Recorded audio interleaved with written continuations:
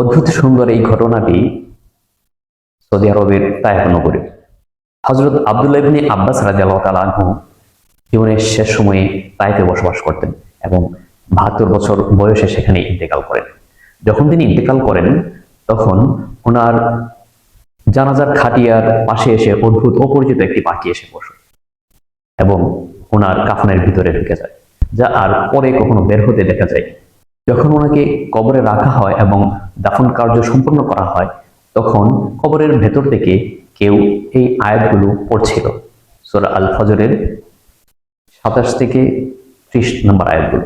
ইয়া আইয়াতুহান নাফসুল মুতমাইন্নাহ ইরজিই ইলা রাব্বিকা রাদিয়াতান মারদিয়াহ ফাদখুলি ফি ইবাদি ওয়াদখুলি জান্নাতি।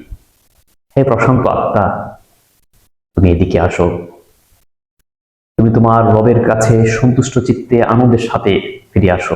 তুমি আমার সেই সকল নেককার বান্দাদের অন্তর্ভুক্ত হয়ে যাও এবং আমার জান্নাতে প্রবেশ করো।